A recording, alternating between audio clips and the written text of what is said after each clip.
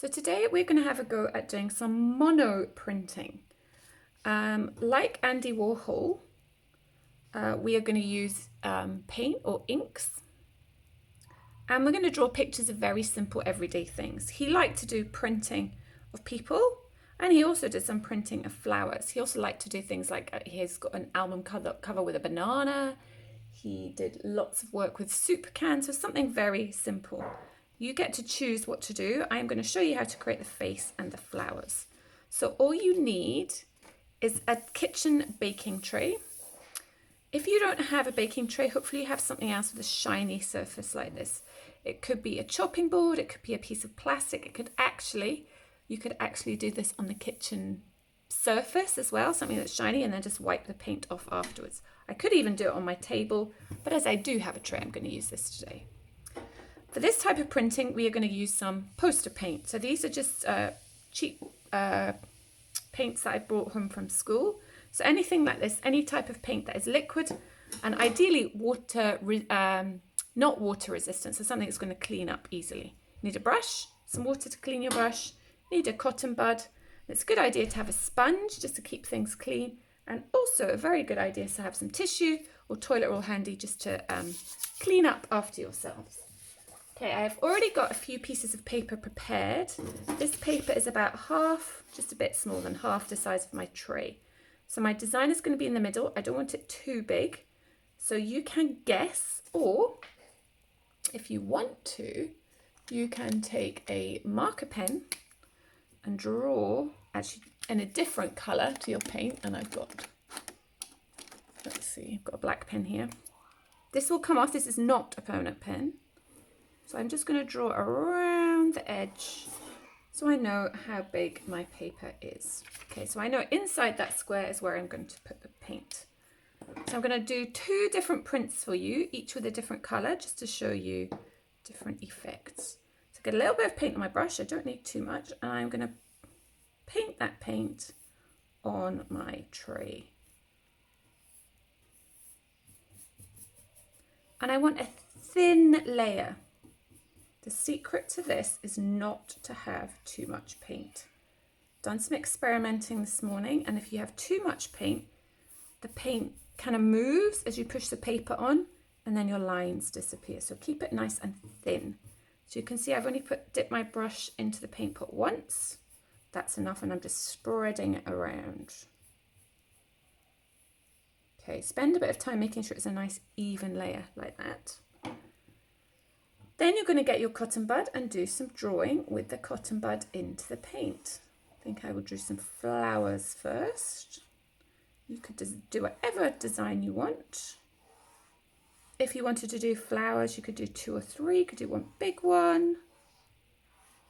You could draw leaves or just lots of flowers.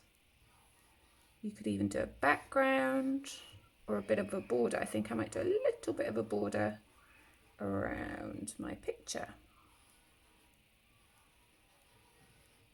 Okay, then when you've done that, all you need to do is take your paper, put it on top, and it should fit. Don't move it, that's very important. Like when we do printing at school, make sure it's down and it stays there. And then get your fingertips, just push it down. Oh, I've got a bit of an air bubble there. Not sure how well that's going to work. That might give me a bit of a smudgy print, we'll see. And then just make sure, rub it all over and the paper has touched the paint everywhere.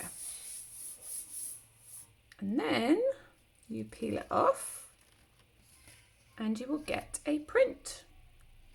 So after your first print, you can clean this off and choose a different colour. Or, like me, there's not very much paint on there. So I'm actually going to wash my brush and I'm going to add some blue on top because I know that blue and red mixed together to give me purple. So maybe I might get an interesting colour by adding a little bit of blue on top. Remember, not too much, so I just covered my brush once. And again, like last time, I'm going to brush that paint over the surface. Now it's not going to work if the paint isn't wet, so I actually need a teeny bit more.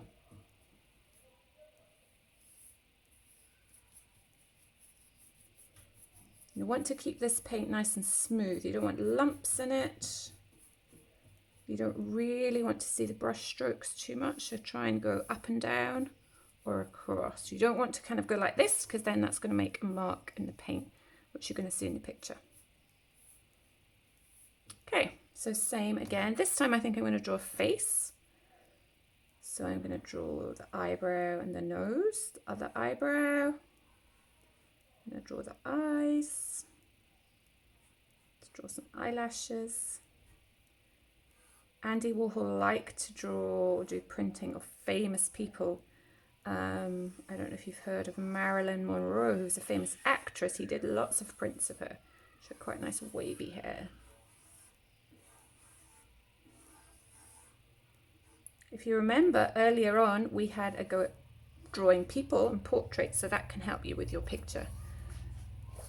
Okay, and then same as last time, I'm just going to put my paper on top, press it down, and then carefully just make sure I've pressed it everywhere.